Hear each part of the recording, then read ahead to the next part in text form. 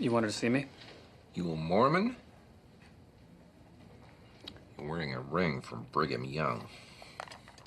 Or does your folks just do the lawns? The church has a very progressive attitude toward racial equality. Don't care. Actually, I'm thanking God. You're the only non-drinker we got. We need a control group to establish whether the liver's deterioration is within normal range. Got a big drinker, medium drinker, and I got a no drinker. Just do an MRI. You really think that the guy who created heaven and earth cares what you put in your digestive tract? Her dream shouldn't outrank my religious belief.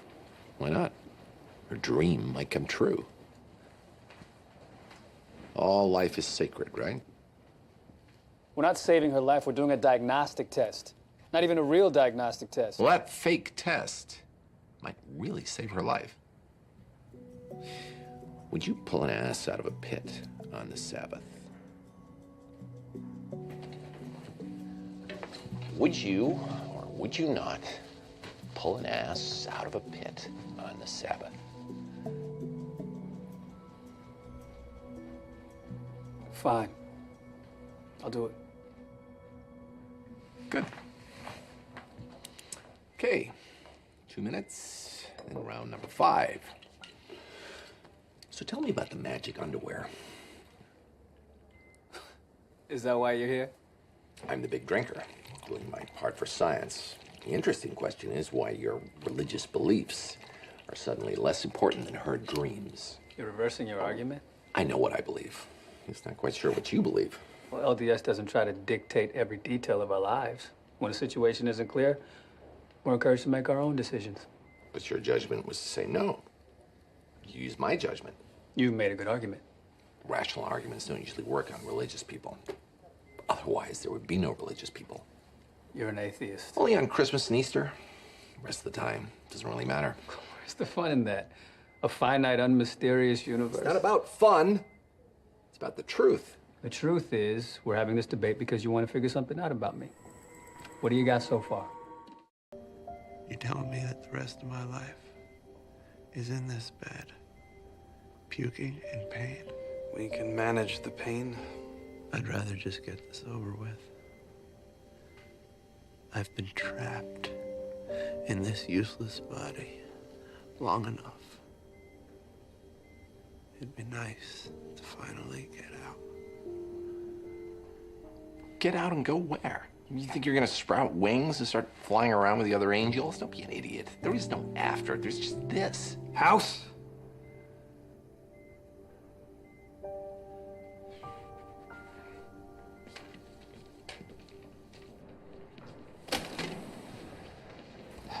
You can't let a dying man take solace in his beliefs. His beliefs are stupid. Everybody lies. Some for good reasons, some for bad. This would have been a fantastic reason to lie. Hi, Greg House.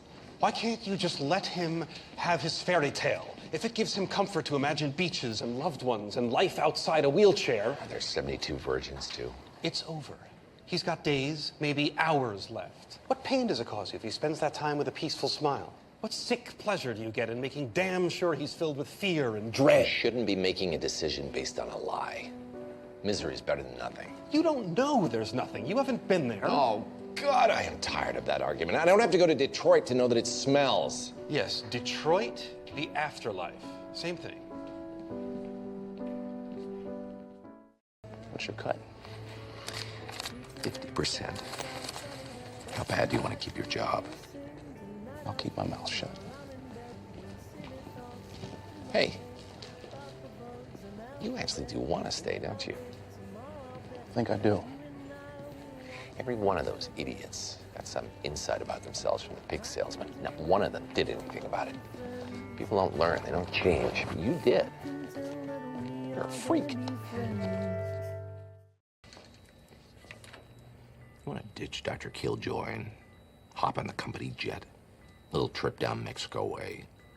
I'm not talking about the country or the plane.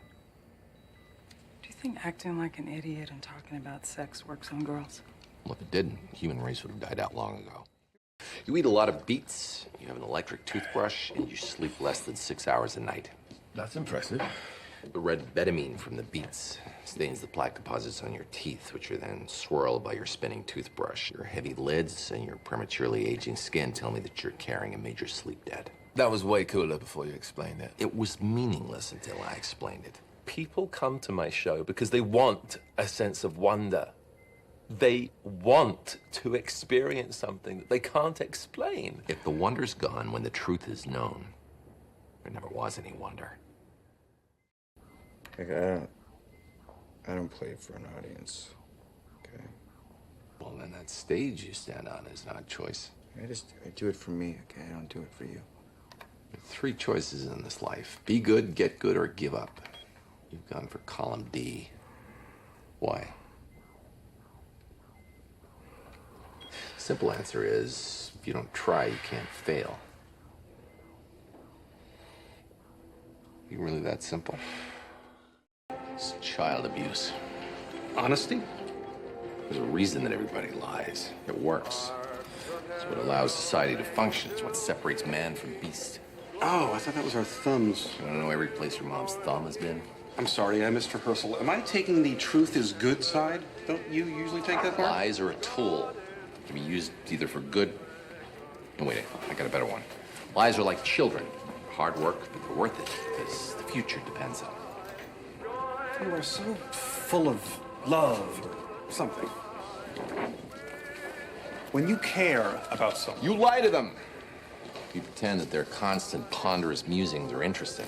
You tell them they're not losing their boyish good looks or becoming worn out. I You see. get your wife for your final anniversary. Sweater. She hated it. She loved it. And you didn't buy it. I gave her some cash, and... Gifts allow us to demonstrate exactly how little we know about a person, and nothing pisses off a person more than being shoved in the wrong pigeonhole. We didn't pick her up, which means she's coming from work too, which means you're comfortable enough to meet her. Damn. Thought I lost you when I walked backwards through my own footprints in the snow. I think I've got it narrowed down to 3 possibilities.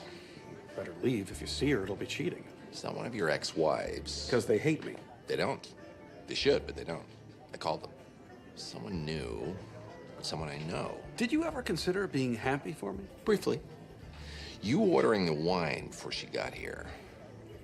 Girls are good, House. And you know it. You solved your case because you cared about that girl. You're demonstrating the illusion of manly confidence, which means you haven't closed the deal yet. I closed the deal. I just like her. Still? You knew your patient hated having cold feet because you did a physical exam, because you liked her. Your theory is I cared, therefore I let her keep her socks on. That's what love is, and I don't want to have anything to do with it. It starts with warm feet, but leads to other things. Your mom and I will explain when you're older. If I'd made her take them off like I should have, I'd have seen the teller and solved the case days ago. But you don't care about her. Of course. This woman lived in the fast lane till 6 months ago. Maybe we're missing something. She admitted drug use. Doubt she's holding out on her days as an asbestos miner. Cryoglobulinemia might account for the symptoms. Except for the one you missed. There's no change in her condition. I'm not talking about a new symptom. I'm talking about one that presented 6 months ago. Look, she's nuts, but we can't just give her 10 cc's of atheism and send her home. Religion is a symptom of irrational belief and groundless hope. Altered mental status, on the other hand, is a symptom of porphyria.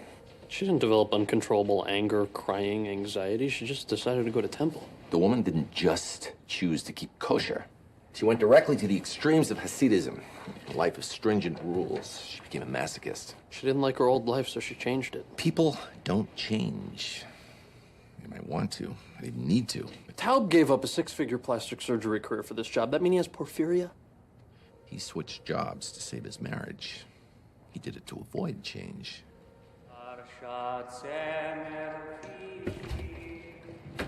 I read that a hydatid cyst could... Would affect the lungs, not the bladder.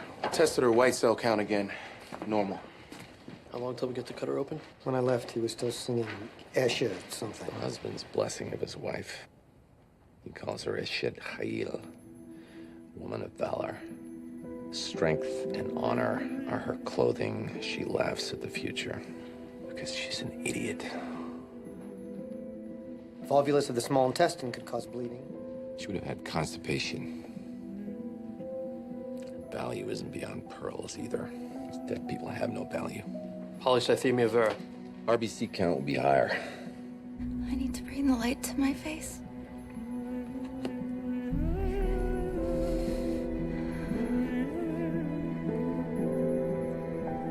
Thrombocytopenia. If it's autoimmune, Titers were normal. Parkinson's would explain the hypothermia. Not the bloody urine. Woman's not just a masochist, she's a hypocrite. The commandment to preserve life comes before all others. Actually means she's not a masochist. She's not following all the rules, just the ones that please her. Right. She walked in crazy and explained how ritual trumps living, and you decide it's a beautiful lifestyle. I know. She's wrong, but if there's nothing more. Then the only meaning is here. But if she thinks God is there for her, if she lives her life believing that God is there, She dies. Things aren't where we want them to be just because we want them to be there.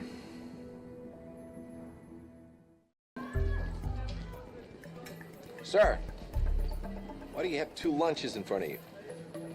Been here for 2 meals. You're happy with that? No, I just don't see much use in complaining. Seriously? It's a very useful tool. Complain, make people miserable. And you do what you want to make the misery go away. We probably should say something. Maybe I can call one of the doctors I work They're with. doing their best.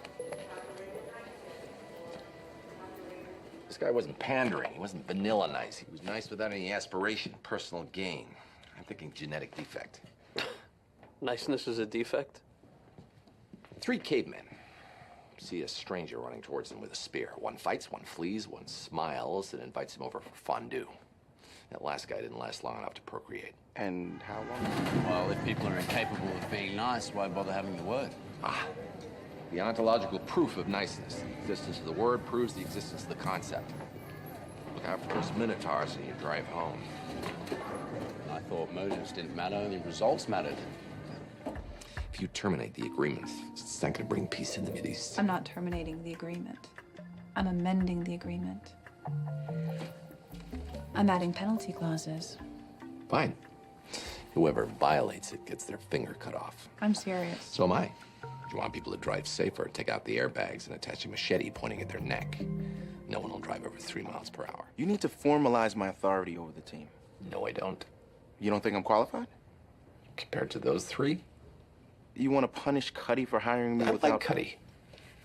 Like parts of her. You want to crush the team by crushing me? I want to empower them. Those 3 idiots need to respect you. They should respect you. They should be afraid of you. So I have to humiliate you. If the team fears you, they won't question you. If they don't question you, they won't get any answers. If they don't get any answers, they're useless. Mocking me saves lives. Hospital will probably build you a statue one day. You know, with a kick me sign on the back. See, when you think about it, the more I mock you, the more it shows I have respect for you. Or you made up that BS because you like humiliating me. Wouldn't rule that out completely. You're really as good as everyone seems to think you are. Are you really as miserable as everyone seems to think you are? I just want to do something that matters. Nothing matters. We're all just cockroaches. Wildebeests dying on the riverbank. Nothing we do has any lasting meaning. And you think I'm miserable? If you're unhappy on the plane, jump out of it. I want to, but I can't. That's the problem with metaphors. They need interpretation. Jumping out of the plane is stupid. Well, what if I'm not in a plane? What if I'm just in a place I don't want to be? It's the other problem with metaphors. Yes, what if you're actually in an ice cream truck, and outside are candy and flowers and virgins? You're on a plane. We're all on planes. Life is dangerous and complicated, and it's a long way down. So you're afraid of change? No, you're afraid to change. You'd rather imagine that you can escape instead of actually try. Because if you fail, then you got nothing. So you'll give up the chance of something real so that you can hold on to hope. Thing is, hope is for sissies. When I get out of here, I'm not gonna be afraid anymore.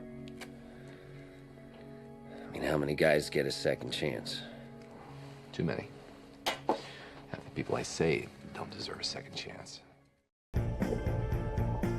You're dead. Everybody dies. Am I dead?